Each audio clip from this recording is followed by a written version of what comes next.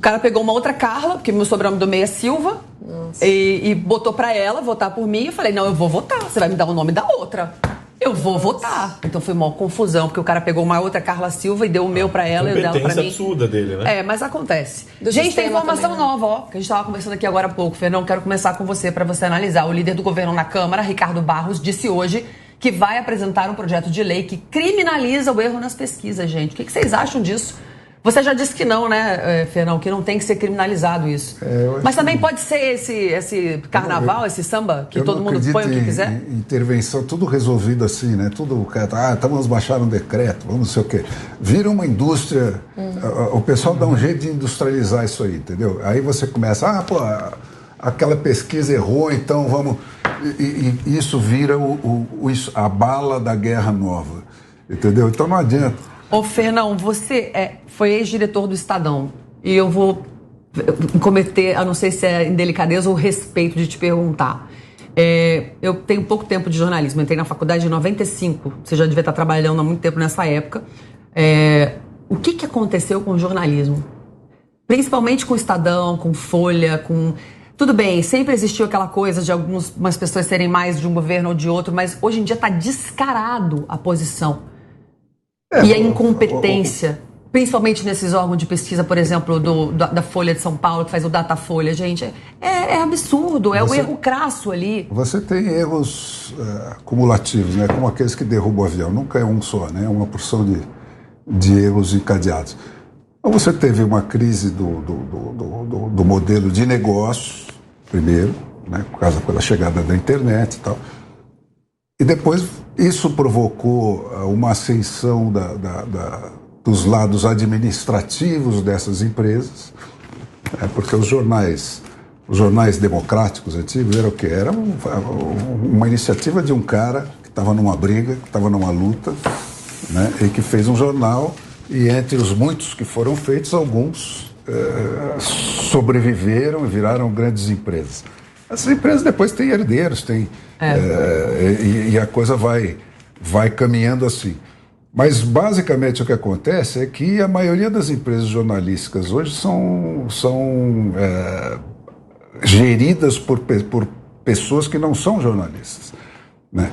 São homens de negócios que são donos e acham que podem gerir uma redação que é um foco da luta política, por excelência, né? À distância. Isso não existe. Porque você lida com um produto que muda a cada minuto, né? E a coisa mais importante do mundo, com a informação, né? Eu acho que é por isso que a Jovem Pan se tornou tão necessária, né? O ideal seria, como eu era antigamente, eu era uma jornalista isenta de verdade, porque eu realmente não era esquerda nem direita. Mas eu tive que me posicionar quando eu vi essa força tremenda que foi tomando de quase todos os veículos de comunicação, em sua totalidade, defendendo apenas a esquerda, e a Jovem Pan como uma voz dissonante ali, começando devagar, a empresa não tem nem um ano, e crescendo e ganhando voz, ganhando corpo. Por quê? Porque nem todo mundo se sente representado por esses órgãos de imprensa, né? Então eu acho que, concordo com você, eu acho que a terceira via está cada vez mais morta e talvez enterrada, principalmente agora com o PSDB acabando em São Paulo, né? Depois de 20 e tantos anos. A terceira via não existe, gente. Pois é. Historicamente falando, que essa é a minha especialidade, eu estudo isso a minha vida inteira. Você tem dois tipos de regime. O democrático, que existe aonde o povo manda no governo. É simples a definição, né? E não existe aonde o governo manda no povo, né? Esse é o outro sistema, é o antidemocrático, que pode ser muito antidemocrático, meio antidemocrático, mas é antidemocrático, né? Então, o sistema brasileiro, nunca o brasileiro experimentou, e é impossível, eu digo para você, aprender democracia em português, porque não tem nenhum país de língua portuguesa que já cheirou ou palpou uma democracia real. Que seria uma república, né? Isso aqui é uma falsificação. Quer dizer, quem é que decide a eleição no Brasil?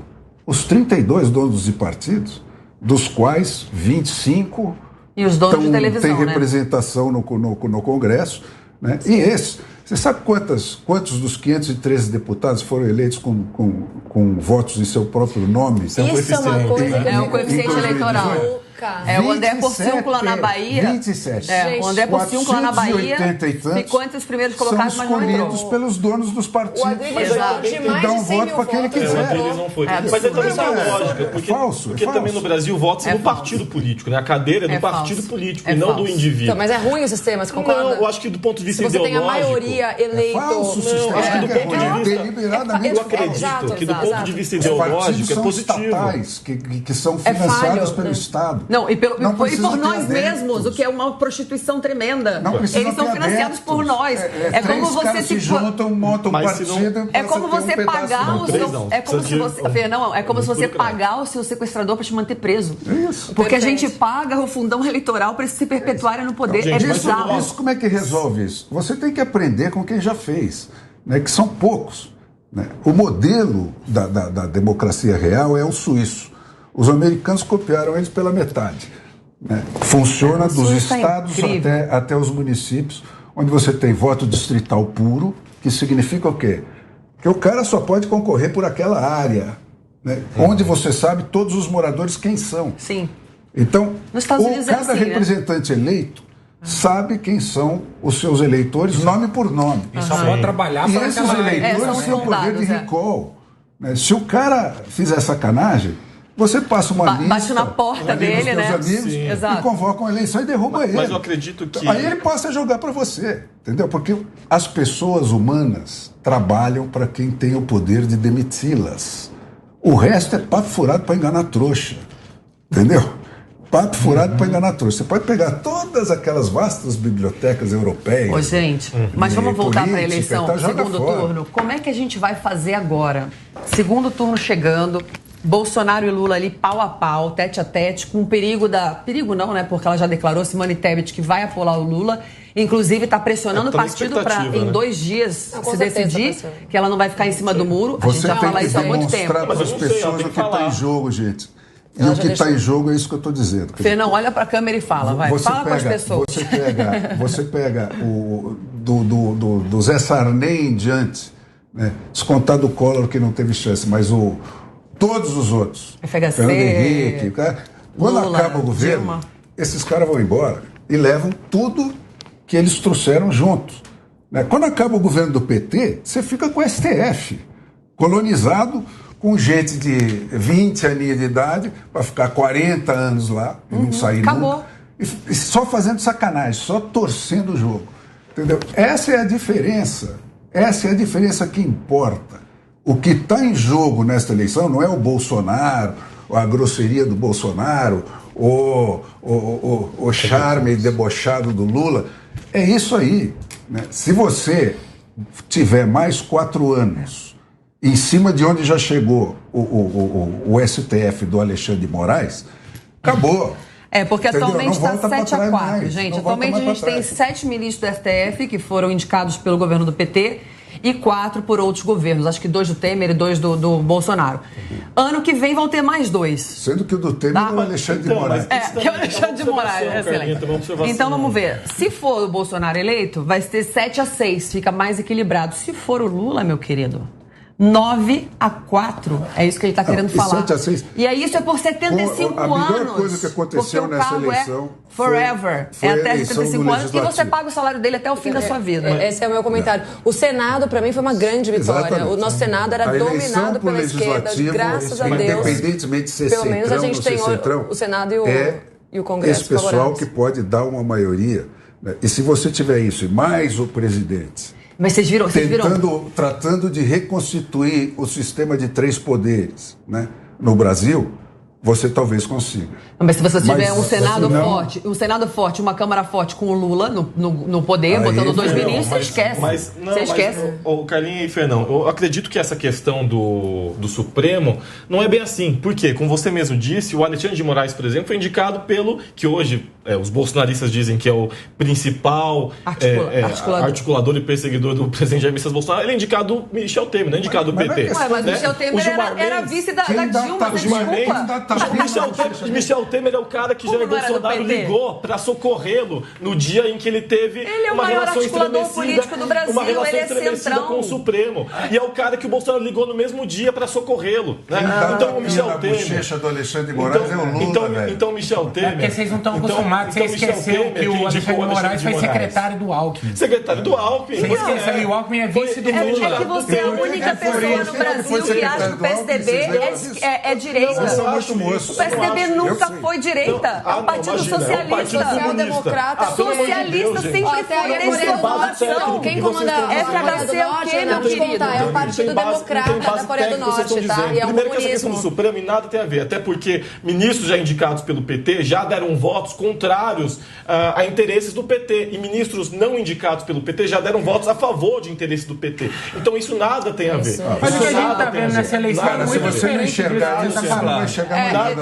Agora, o Bolsonaro está tentando mediar as relações entre os seis poderes, ele só prejudicou as relações entre os seis poderes. Falar para um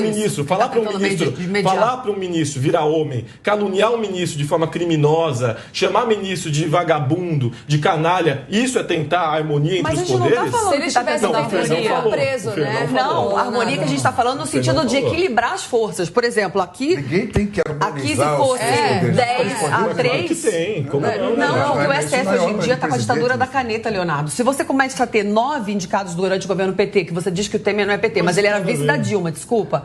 E 9 a 4, acabou, não tem mais voz. E hoje em dia você não tem um senador, como o Rodrigo Pacheco, presidente do Senado, foi hostilizado quando foi votar em Minas Gerais. Hostilizado pela população, porque não se mexe. Quase não conseguiu. Quase não conseguiu votar, porque não toma uma posição de intervencionismo e acatar, ou pelo menos levar para que seja votado, as dezenas de pedidos de impeachment contra os ministros do STF. O jogo dos três poderes no Brasil não funciona, porque existe o jogo do tomar lá da cá, do rabo preso, do governo de gabinete, que a população não faz parte. O STF é torcido por 3 pessoas, principalmente. Os outros vão atrás porque eles estão dentro de uma instituição, que é um barco, que se afundar, eles afundam juntos. Mas quem é que protagoniza isso? É o seu Fachin, que tirou o Lula da cadeia e botou ele na porta da presidência, anulando todo o judiciário brasileiro. Quer dizer, 3 instâncias votaram por unanimidade. As 3 instâncias são as 3 que existem fora o STF. Exato. E com a anuência do Senado, né? Exato. Muito pior. Acabaram com o judiciário brasileiro. Tudo. E agora, recentemente, com o piso do salarial da enfermagem. Que o judiciário afirmar ou deixar de afirmar, você tem certeza que vai prevalecer, porque pode mudar. Qualquer canetada desses caras acaba com isso. Exato. Né? Lei do Congresso, a mesma coisa. Então, é isso que é o problema do Brasil hoje. É isso que está em jogo nesse segundo turno. Então, aí voltando... Ou você volta para o Estado de Direito, ou você entrega tudo para esses caras. Para a ditadura.